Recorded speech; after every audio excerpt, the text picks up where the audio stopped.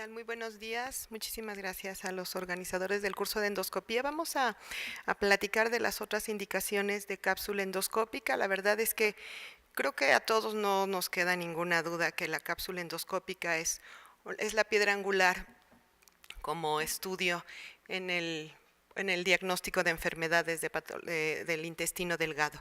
La gran ventaja de la cápsula, creo yo, es que es un estudio no invasivo y seguro. Hasta ahorita se llevan administradas desde el 2001 más de 2 millones de cápsulas en el mundo y no ha habido un fallecimiento asociado a cápsula. Bueno, tenemos complicaciones como retención, broncoaspiración, pero no mortalidad. Ustedes pueden dar una cápsula con el paciente en terapia intensiva, la pueden avanzar con el endoscopio, en niños, en un paciente ambulatorio, en un paciente hospitalizado. Vean ustedes, en general la indicación de cápsula endoscópica, todos sabemos que es la hemorragia de intestino delgado y sin embargo el 24% son otras indicaciones de cápsula endoscópica. Cuando sale la cápsula se propone para muchas otras y básicamente ahorita vamos a hablar de las indicaciones hoy por hoy que están estandarizadas en las guías clínicas y las que están propuestas o que son serie de casos, ¿no? Pero vean ustedes que básicamente tiene un lugar importante en la enfermedad inflamatoria intestinal. La plática está basada en las guías clínicas europeas, en una revisión publicada por el grupo canadiense y en las clínicas americanas de endoscopía gastrointestinal de este año. Entonces, si recordamos, vean toda la patología que podemos encontrar en el intestino delgado. Definitivamente hoy por hoy los gastroenterólogos conocemos más y mejor al intestino delgado, ya no es la otra frontera. En pediatría hay entidades como la enteropatía perdedora de proteínas y las linfangiectasias, que de verdad la cápsula es un recurso diagnóstico útil, muy útil. Entonces vamos a hablar de las indicaciones que básicamente están en relación a lo que está ya validado, que es la enfermedad inflamatoria intestinal, la enfermedad celíaca, la sospecha de tumor intestinal, las poliposis familiares, la enfermedad de injerto contra huésped. Vamos a hablar un poquito de trasplantes y de los síndromes diarreicos crónicos. En general, la enfermedad inflamatoria intestinal la dividimos para su estudio en enfermedad de Crohn, enteropatía por antiinflamatorios no esteroideos, la enfermedad celíaca, la enteropatía autoinmune, enteritis por radiación, isquemia, infecciones. Acuérdense que hay TB, enfermedad de Behçet y trastornos linfoproliferativos. En enfermedad de Crohn, si bien todos sabemos que el estándar de oro para el diagnóstico de enfermedad de Crohn es la toma de biopsias cuando se sospecha diarrea y que habitualmente la localización más frecuente es la ileocolónica, primero que nada, en la cápsula endoscópica el diagnóstico lo podemos sospechar cuando se lo damos de manera incidental a un enfermo que se esté estudiando por hemorragia presumiblemente de intestino delgado. Y cuando hay un paciente que tiene datos que sugieren enfermedad inflamatoria intestinal o que la ileoscopía no pudo ser posible, en las guías está aceptado que se puede realizar una cápsula endoscópica siempre y cuando no hayan datos clínicos de obstrucción y tengamos un estudio radiológico como una enteroresonancia donde se haya descartado la posibilidad obviamente de oclusión y entonces está indicada la cápsula endoscópica. ¿Por qué? Porque, bueno, pues se evalúa de forma completa el intestino delgado, es útil también para diferenciar las colitis indeterminadas. Además, hoy por hoy ustedes saben que está publicado en febrero de este año una cápsula nueva de doble cámara para intestino delgado, que su propuesta es la evaluación del intestino delgado y del colon, sobre todo para evaluar respuesta a la terapia, porque pues ya saben ustedes que la meta actual del tratamiento de la enfermedad inflamatoria intestinal es la curación de la mucosa por el impacto que tiene esto en la disminución de la necesidad de esteroides, menos hospitalización, la remisión clínica sostenida, menos colectomía y menos riesgo de cáncer de colon.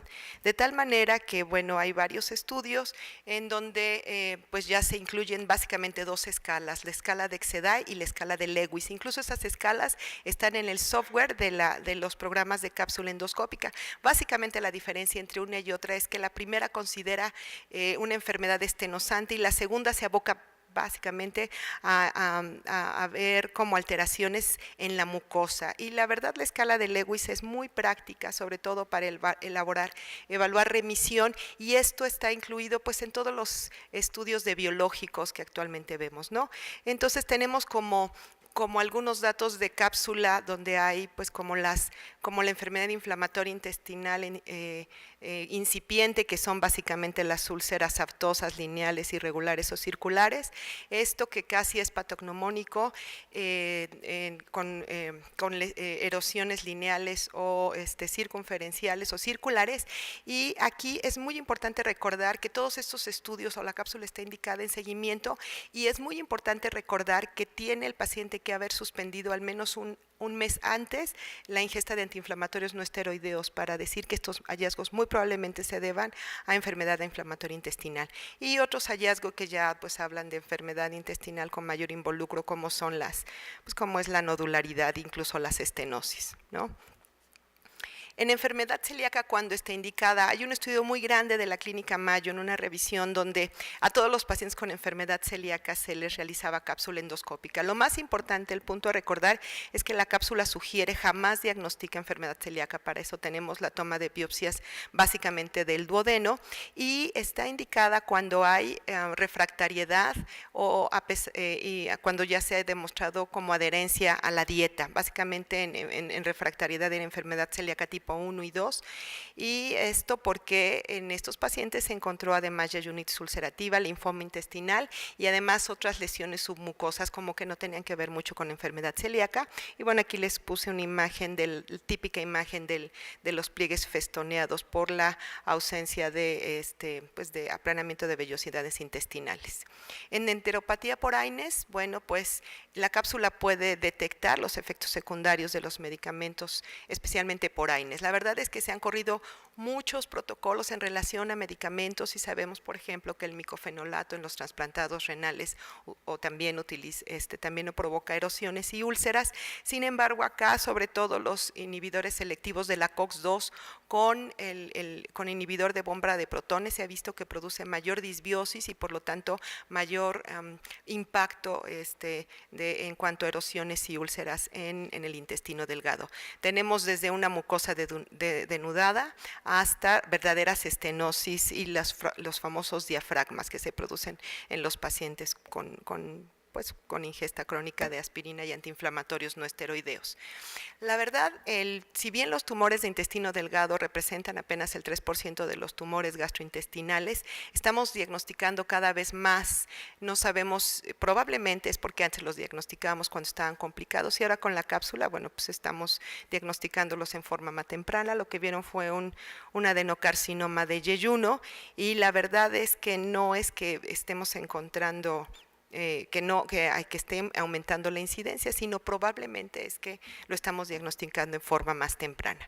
Sin embargo, es importante reconocer que en la cápsula endoscópica, pues una lesión tumoral puede ser, bueno, una masa en la cápsula puede ser pues un tumor que rompe la mucosa, una lesión submucosa o una compresión extrínseca de un tumor, o un falso positivo debido a la compresión de un órgano intraabdominal, o burbujas, ¿no? Por ejemplo, aquí pues ustedes dicen, sí, es así, es una lesión, eso es un adenocarcinoma de yeyuno, y aquí entre las burbujas, sobre todo cuando esta lesión se ve en 1 o 2 fotogramas, pues le queda a uno pues duda. La verdad es que aquí las guías recomiendan que todos los pacientes que se sospeche un tumor intestinal en la cápsula endoscópica se debe corroborar por medio de un estudio de imagen, sobre todo porque esto nos va además pues vamos a saber también como afección intestinal o enfermedad metastásica, y si la sospecha es alta siempre se debe ir el paciente a enteroscopía con la intención de tomar biopsias, marcaje, o incluso si es un pólipo poder realizar algún tratamiento endoscópico. Hay un índice que se llama el índice validado de SPICE. Lo malo es que solo está validado para este grupo, y no hay validación posterior, en donde básicamente pues son las características de una masa, y que se enfoca si uno ve la masa, si es más larga que ancha, si está irregular la superficie de la mucosa, si se ve en varios fotogramas o por más de 10 minutos, y entonces tenemos la clasificación clasificación de SPICE, dándole la máxima es 6, entonces es más probable que pues el fotograma A corresponda a alguna compresión extrínseca, y en 3D4 pues ya estamos viendo que sí, muy probablemente se trate de una lesión submucosa. En los síndromes polipósicos, los más estudiados es el gen de la poliposis adenomatosa familiar. Ustedes saben que es un factor de riesgo para cáncer de colon, que son cientos de pólipos, y el síndrome de Peutz-Jeghers. En la poliposis adenomatosa familiar, la verdad es que aquí lo importante es que las lesiones duodenales son las que generalmente son adenomas y las que tienen mayor riesgo de cáncer. Entonces, recuerden ustedes que la cápsula endoscópica, la sensibilidad para diagnosticar lesiones, sobre todo en el duodeno, es baja.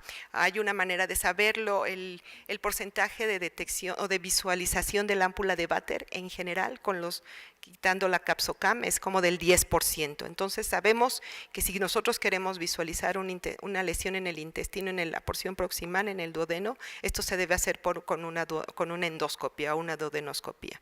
Entonces el seguimiento para lesiones proximales debe hacerse con duodenoscopia, pero la cápsula endoscópica está indicada para, pues, como a manera de seguimiento para valorar lesiones, sobre todo grandes, que es la clasificación de Spigman para los pólipos adenomatosos familiares. Y vean ustedes, para el Peutz-Jeghers, la verdad es que la mitad de los pacientes con Peutz-Jeghers desarrollan cáncer, pero los más frecuentes no son los de intestino a partir de los amartomas. Los amartomas realmente dan síntomas de oclusión, de intususcepción, y la cápsula endoscópica está propuesta simplemente para darle seguimiento a estos pacientes para que no lleguen complicados o no lleguen ocluidos o no lleguen intususceptos. Entonces el objetivo de la cápsula es dar seguimiento para que estos pacientes sean llevados a enteroscopía posteriormente para resección de los amartomas generalmente. En la enfermedad de injerto contra huésped, la enfermedad se desarrolla a partir del 15º día y es la complicación más frecuente o la manifestación más frecuente de diarrea en los pacientes injertados.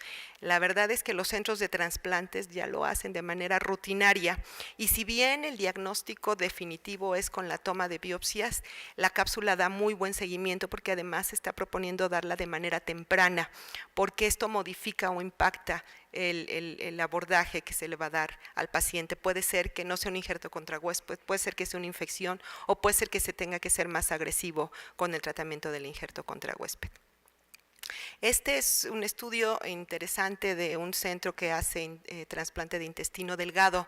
Es un estudio en Gotemburgo, y la verdad es que aquí a los pacientes llevados a cápsula, generalmente, a trasplante de intestino delgado, las causas eran pues pacientes multitransplantados. La gran ventaja es que con la cápsula ellos pueden observar la totalidad del trasplante, y en el transcurso del internamiento de 7 pacientes dieron 12 cápsulas, y esto tuvo rendimiento diagnóstico adecuado para tomar decisiones respecto al manejo de estos pacientes, como modificación de la terapia inmunosupresora, o el hallazgo, por ejemplo, de edema de las anastomosis o de algunas otras infecciones, ¿no?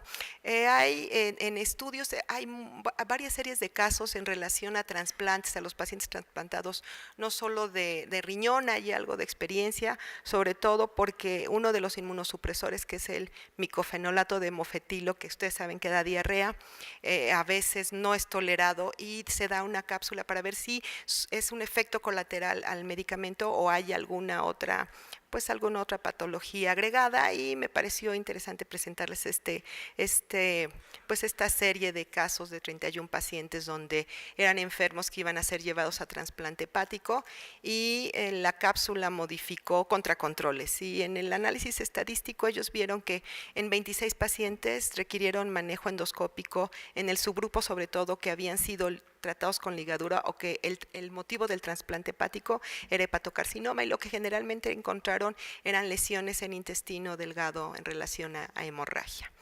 No, entonces la verdad es que quizás la tarea o lo que yo quisiera que llevaran ustedes a casa es que, bueno, además de la hemorragia de intestino delgado, ya hay otras indicaciones validadas para cápsula endoscópica en enfermedades del intestino delgado. Y algo muy importante es que hace mucho tiempo, cuando empezó la cápsula, también dábamos cápsula en dolor abdominal, en síndromes diarreicos crónicos, y actualmente se sabe, al menos en el grupo de adultos, porque el de niños es diferente, que la diarrea crónica y el dolor abdominal, si no tiene marcadores de inflamación como velocidad de sedimentación aumentada o calprotectina fecal positiva, el valor o el rendimiento de la cápsula es nulo. Entonces prácticamente no está indicada. Estas son otros diagnósticos poco frecuentes, como la enteritis isquémica, que tiene una variedad ulcerosa y enterosante, y es importante porque estos pacientes tenían como manifestación dolor abdominal, y la patología de base era diabetes, antecedentes de infarto al miocardio, y la cápsula endoscópica ayudó al diagnóstico de enteritis isquémica, ¿no? Les repito, en diarrea y dolor abdominal, la verdad es que sin marcadores o reactantes de inflamación no está indicado la cápsula endoscópica. Entonces, en conclusión, la verdad es que pues la cápsula endoscópica sigue siendo hoy por hoy la piedra angular como estudio diagnóstico en las enfermedades del intestino delgado. Recuerden, es un estudio no invasivo, con todo esto, lo bueno que lleva, que es seguro y que pues bueno, no toma biopsias. Y recuerden ustedes que muchos de los estudios publicados va en relación al rendimiento diagnóstico, es decir, qué impacto tuvo la cápsula en la toma de decisiones. No podemos hacer a veces sensibilidad, especificidad, valores predictivos, porque se carece de, pues como del estándar de oro, ¿no? Pero pues eso es todo. Muchísimas gracias.